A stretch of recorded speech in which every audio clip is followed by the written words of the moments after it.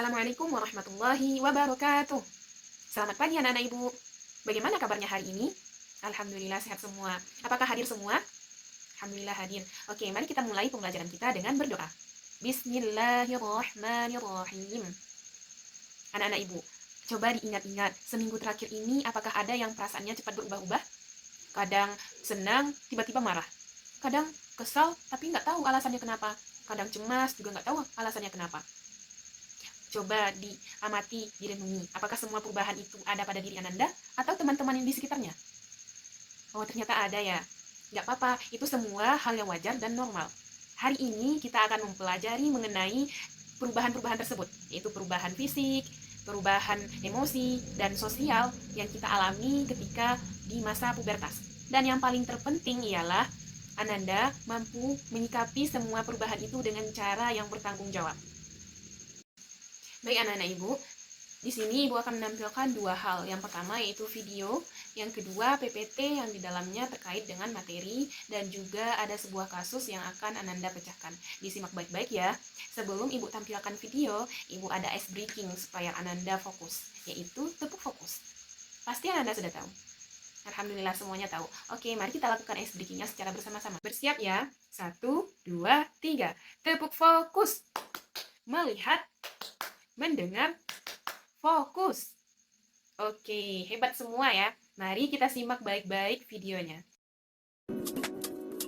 Halo, masa puber adalah transisi besar. Tubuh dan perasaanmu akan berubah.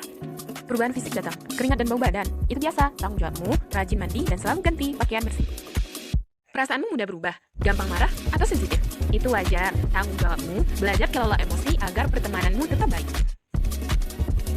Ingat tentang privasi. Tubuhmu adalah ruang privasi. Jika ada yang membuatmu tidak nyaman, katakan tidak dengan tegas. Siap menghadapi masa puber dengan bertanggung jawab? Yes. Hal pertama yang perlu Ananda ketahui ialah apa itu pubertas. Pubertas itu merupakan masa peralihan atau transisi sebelum masa dewasa yang biasa kita kenal dengan masa remaja, rentang usia dari 10 hingga 18 tahun. Masa pubertas ini dimulai dengan berfungsinya organ-organ reproduksi manusia sebagai persiapan masa dewasa.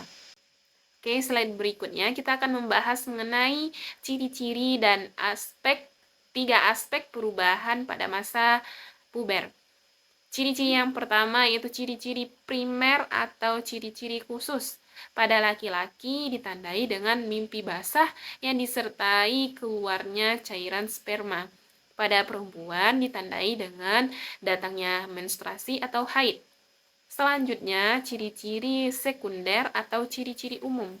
Pada laki-laki, suara mulai berat. Pada perempuan, payudara mulai tumbuh, pinggul mulai membesar. Selanjutnya, ciri-ciri yang umum pada keduanya munculnya jerawat dan mulai berkeringat dan keringatnya itu mengeluarkan bau. Selanjutnya, kita masuk kepada aspek perubahan pubertas. 3 aspek yaitu ada aspek fisik, emosi, dan sosial seperti yang kita tonton tadi di videonya. Yang pertama ada aspek fisik. Aspek fisik ini yaitu munculnya jerawat. Pada perempuan tadi yaitu payudara mulai tumbuh, pinggul mulai membesar. Pada laki-laki tadi ada suara mulai berat. Selanjutnya ada munculnya keringat yang disertai dengan bau. Dan muncul rambut-rambut halus pada ketiak ataupun kemaluan. Selanjutnya ada aspek emosi. Pada aspek emosi ini, siswa atau anak-anak yang mulai masuk pada masa puber akan lebih mudah terbawa suasana dan muncul perasaan-perasaan yang cemas dan malu tanpa disertai dengan alasan yang jelas. Selanjutnya lebih peduli pada diri sendiri dan apa yang orang pikirkan pada dirinya. Selanjutnya anak-anak yang mulai berada di masa puber ini akan lebih susah mengontrol emosinya. Selanjutnya aspek yang ketiga yaitu aspek sosial. Seperti yang ada di PPT Ibu, yaitu anak-anak yang mulai masuk pada masa remaja ini akan mulai tertarik dengan lawan jenisnya dan merasa dirinya itu tidak kecil lagi, sudah besar, tidak mau diurus-urus lagi dan tidak mau diatur-atur lagi. Dan biasanya akan lebih sering bertengkar dengan teman-temannya. Karena tadi dari aspek emosi tadi, lebih susah mengontrol emosi sehingga terbawa suasana sedikit akan mempengaruhi hubungan sosialnya dengan teman, biasa langsung bertengkar atau ngambek-ngambekan, pasti seperti itu. Selanjutnya, dengan berbagai macam perubahan tersebut, kita perlu mempersiapkan diri agar kita bisa menanganinya dengan cara yang baik dan bertanggung jawab. Yang pertama, kita perlu mengenali diri kita sendiri. Apa poin-poin atau nilai-nilai penting yang perlu kita jaga sehingga kita tidak mudah terbawa suasana, tidak mudah emosi. Selanjutnya, kita perlu mendekatkan diri kepada Allah, berdoa kepada Allah agar bisa mengontrol emosi kita, agar kita bisa menghadapi masa-masa ini. Selanjutnya, kita harus menjaga pola hidup kita, hidup sehat, makan makanan yang sehat, tidur yang cukup, berolahraga yang cukup. Selanjutnya, kita juga bisa mencari aktivitas-aktivitas baru sehingga kita tidak terfokus pada perubahan-perubahan tadi seperti susah mengontrol emosi, cemas yang tanpa ada alasan. Kita bisa mengalihkannya kepada aktivitas-aktivitas baru yang bisa meningkatkan rasa percaya diri kita, meningkatkan rasa senang kita.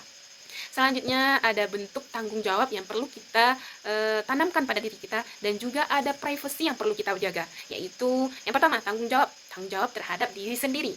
Bagaimana? Seperti perubahan pada fisik tadi, misalnya kita mulai mengeluarkan bau saat keringat, mulai berjerawat, maka kita harus sering-sering mandi, rutin ganti pakaian, dan sering-sering cuci muka. Selanjutnya, bentuk-bentuk penjagaan privasi ini, privasi itu apa sih, Bu? Ya, area-area, maksud Ibu itu area-area yang tidak boleh disentuh itu harus kita jaga. Mana area yang boleh disentuh, mana yang tidak boleh disentuh. Kalau ada seseorang yang ingin menyentuh, melihat, kita harus berani mengatakan tidak. Dan kita harus melaporkannya kepada orang-orang yang kita percaya, dan orang itu juga percaya dengan kita. Seperti orang tua, guru, saudara.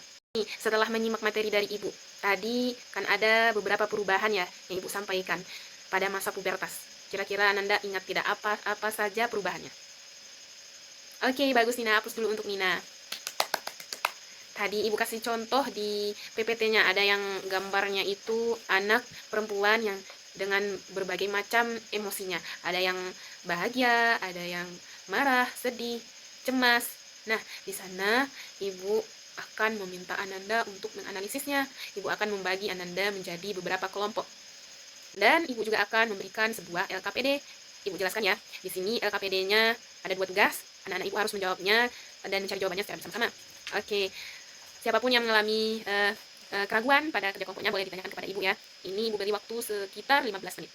Oke, bagi yang telah selesai silahkan ditampilkan nanti hasil kerja kelompoknya. Ya, alhamdulillah telah tampil semuanya. Terima kasih, aplaus dulu untuk kita semua. Selanjutnya ada kuis dari Ibu, dikerjakan ya.